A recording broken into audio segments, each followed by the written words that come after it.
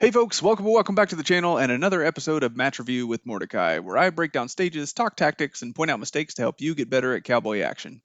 Today we are back at it and looking at the final 5 stages from Comancheria Days, hosted by the Texican Rangers out near Fredericksburg, Texas. If you missed the first part, I will have the link for that down in the comments, but you don't have to watch them in order if you don't want to. And in case you were curious, yes, this is a warm-up stage from the shoot, and yes, it was so much fun, I did it a few times, even though the score didn't count. I know it's not mounted shooting, but I don't know a horse that's cool with gunfire, so this is as close as I can get. Anyway, let's get right to it. Here's what you missed on the range.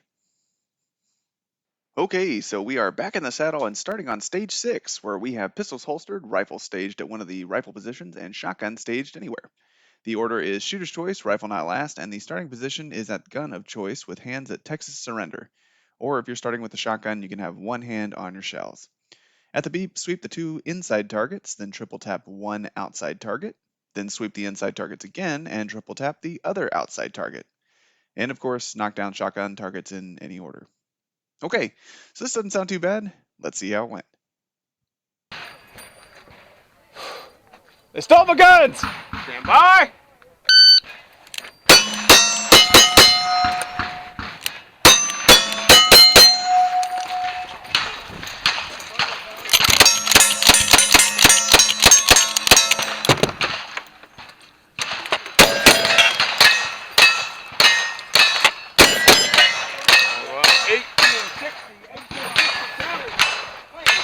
Okay, so first off, yes, we did have some camera trouble on this stage and we missed out on the third person, but don't worry, it'll be back for the remaining stages.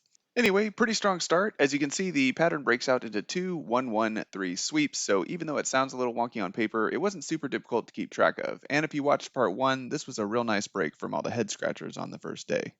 As per usual, I chose to shoot the pistols first and end with the shotgun, but I do think it's cool that the stage writers left it open to change up the order. If you started with a shotgun, you can mulligan the first shell load, be drawing pistols as you move to the pistol position, and you don't have to reholster the pistols on the clock, which is ideal for gunfighters. If you started with a rifle, Texas Surrender is just hands on the staged rifle, but you can take advantage of shucking shells on the move after you shoot your shotgun, and again, you can take advantage of not having to reholster pistols on the clock. Personally, the ability to mulligan the first shotgun load or ground the first pistol doesn't outweigh not having to shuck the second set of shells while the timer's running. Anyway, I think an 1860 is a strong start, so let's move on. Okay, stage 7 is at the line shack, where we have pistols holstered, rifle staged outside to the left of the building, and the shotgun staged outside to the right of the building. The order is rifle, pistol, shotgun, and we are starting with the rifle in hands. At the beep, engage the targets in a 3-2-5 sweep, starting from either end. Pistol same as rifle, and knock down the shotgun targets. So, alright, sounds like everything's been decided for us. Let's see how it went. Let's ride! Alright. Yeah, boy!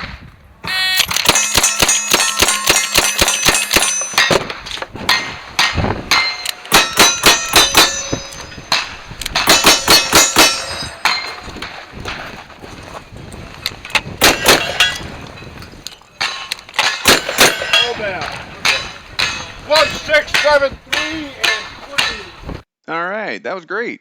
So the targets are pretty big and close together, and the instructions pretty much cover the order and placement, so I really feel like this stage was just a speed test. Now there are still some things you need to be wary of when approaching a stage like this, especially when starting with a rifle. It's real easy to push yourself to go too fast and jack a round out, so for this stage I made a note to slow down a little bit and really concentrate on being smooth with the rifle, which totally paid off. After the rifle string, we have a simple left-hand discard and then plenty of time to draw the first pistol as we approach the middle window. I could have brought the rifle with me, but I don't think I lost any time with the discard, and this way I can have the pistol up and presented when I get that first foot planted. Now again, be careful about the 170 when you're drawing your pistol on the run, and be sure that you have a foot set before you pull the hammer back. I will also mention that the pattern is very similar to the super common 2-3-5 sweep, which we see a lot in cowboy action, so I can definitely sympathize with anyone that got a little carried away and mixed them up. All right, moving on to stage 8 at the cow camp, where we have pistols holstered, rifle staged on the middle table, and shotgun staged anywhere. The order is shooter's choice, and we are starting at the position of choice with the first firearm in hands. At the beep, shoot the center target once, and then shoot each corner target 2 times. Then shoot the center target once again. Pistol same as rifle, and knock down the shotgun targets. So, okay. So back to having to think a little here. Let's see how it went. Bubba, I got more than 2 guns. Stand by.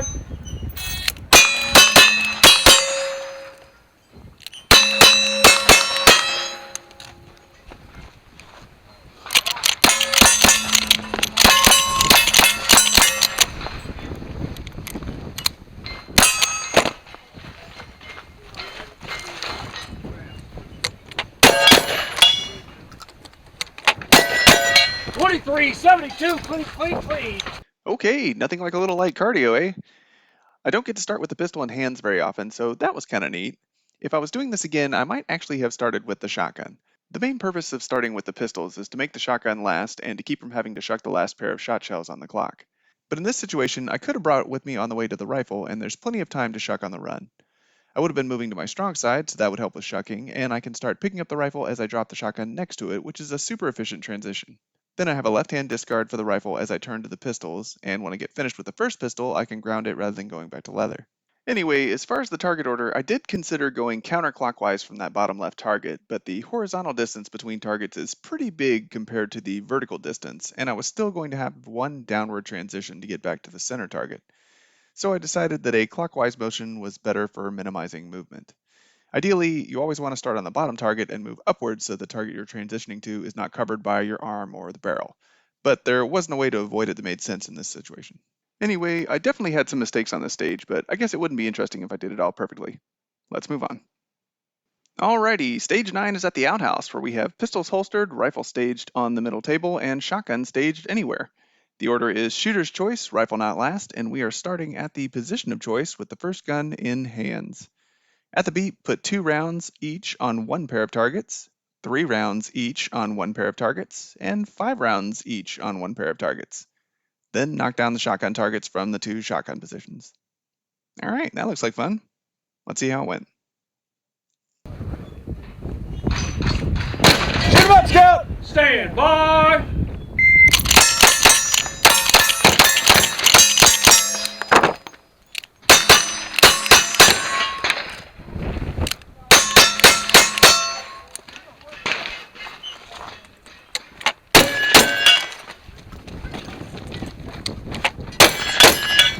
Oh, this is only 4 shotgun? 1846. Okay, not too bad. So the way this stage is written, you can actually split the shotgun by starting with it on the left position, bringing it to the middle table where you shoot your pistol rifle, and then pick it up again and take it over to the right position. And I strongly considered doing this. That would have been the least amount of movement, and we do have a stage like this at my home club, so I practiced it before, but ultimately I decided that keeping it simple was more important, and the distance between the middle and left table wasn't really far enough to justify the extra time to make the transitions. I started with the rifle because picking up the rifle is slower than drawing a pistol, and by shooting the pistol second, I have a step or two to get the last pistol back to leather while I get over to the shotgun. I could have put the shotgun on the middle table, but then I wouldn't have been able to start moving as quickly, so I think it balances out. For the round counts, I thought it made the most sense to shoot the back targets with the rifle and then dump the pistols on the 2 closest targets. And most folks did some kind of sweep like I did, but I did see a couple people dump 5 rifle rounds on each yellow target and split up the pistols instead. I guess it just depends on what you're more comfortable with. Anyway, I'm just glad it all went to plan. Let's move on. Alright, here we are, folks. Stage 10 is at Fort Cimarron, where we have pistols holstered, rifle staged at the gate, and shotgun staged anywhere. The order is shooter's choice, rifle not last, and we are starting at the position of choice with gun in hands. At the beep, double tap the 2 outside targets, then double tap the 2 inside targets, then double tap either of the outside targets. Pistol same as rifle, and knock down the shotgun targets from each position. So, we have another fun pattern and lots of options. Let's see how it went. Who was that masked man? Stand by.